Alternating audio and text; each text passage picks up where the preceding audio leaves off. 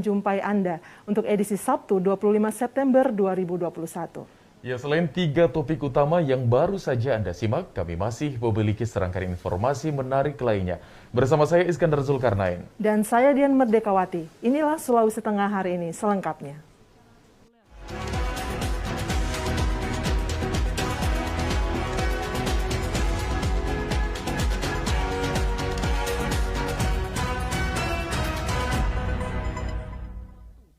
Saudara, kita ikuti berita yang pertama dari segmen aktualita berikut ini.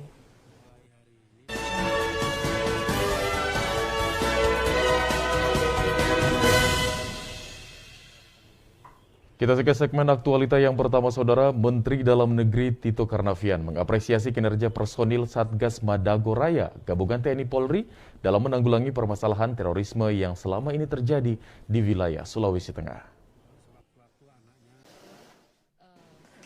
Menteri Dalam Negeri Muhammad Tito Karnavian meminta pemerintah daerah Sulawesi Tengah agar berinovasi untuk meningkatkan pendapatan asli daerah atau padi. Hal itu disampaikan dalam kunjungan kerja Mendagri ke Sulawesi Tengah pada Jumat kemarin.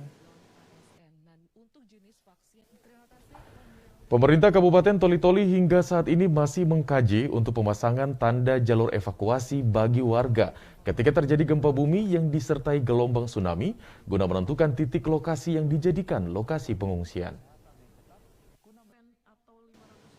Saudara, Wali Kota Palu Hadianto Rashid menginstruksikan BPBD untuk segera membuka kembali data masyarakat yang hingga kini masih belum jelas, agar secepatnya bisa diproses untuk dilakukan pencairan dana stimulan lanjutan.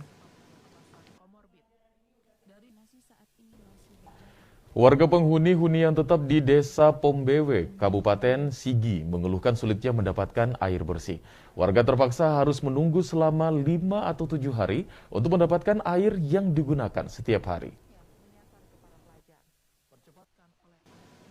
Masih dari Sigi, Saudara, 3 tahun pasca gempa bumi dan likuifaksi di Kabupaten Sigi pada 2018 silam, pihak pemerintah Kabupaten Sigi saat ini terus mengkoordinasi ke pemerintah provinsi maupun pusat untuk kebutuhan perbaikan infrastruktur yang rusak pada saat gempa.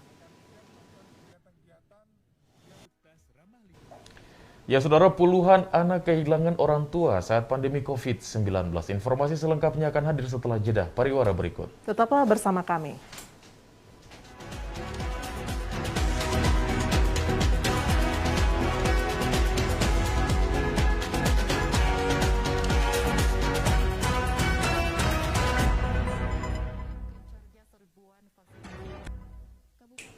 Saudara, terima kasih Anda masih menyaksikan Sulawesi Tengah hari ini. Informasi kami lanjutkan kembali.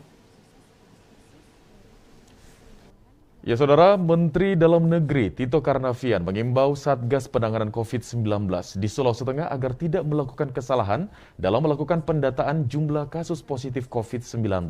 Pasalnya, hal itu berkaitan dengan tingkat status yang akan ditetapkan pemerintah pusat pada daerah tersebut.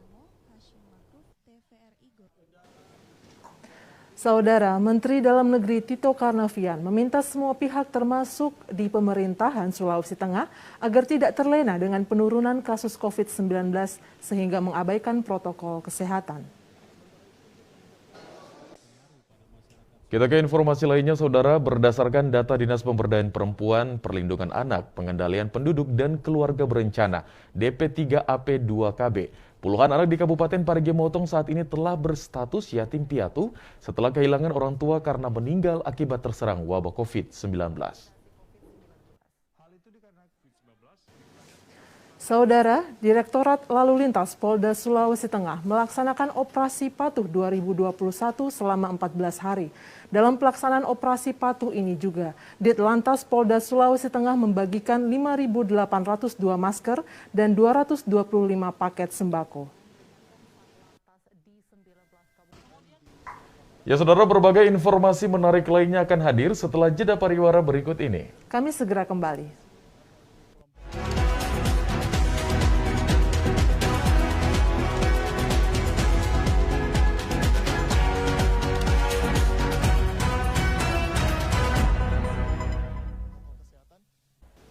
Terima kasih Anda masih menyaksikan Sulawesi Tengah hari ini. Informasi kami lanjutkan kembali.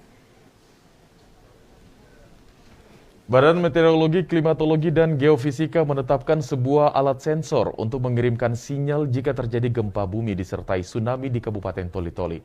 Hal tersebut berguna agar informasi gempa bumi dan tsunami dapat diketahui oleh publik secara luas. Kasus kekerasan anak dan perempuan di Kabupaten Parigi Motong termasuk masih sangat tinggi sejak tahun 2020 lalu. Bahkan hingga saat ini, pihak Dinas Pemberdayaan Perempuan Perlindungan Anak, Pengendalian Penduduk dan Keluarga Berencana DP3AP2KB Parigi Motong mencatat telah menangani sebanyak 28 kasus. Dalam rangka memperingati Hari Bakti Sosial yang ke-76 tahun, Komunitas Pos dan Telekomunikasi atau Postel Berbagi yang diselenggarakan oleh Balai Monitoring Provinsi Sulawesi Tengah dengan tema Semakin Digital Indonesia Semakin Tangguh dan Tumbuh.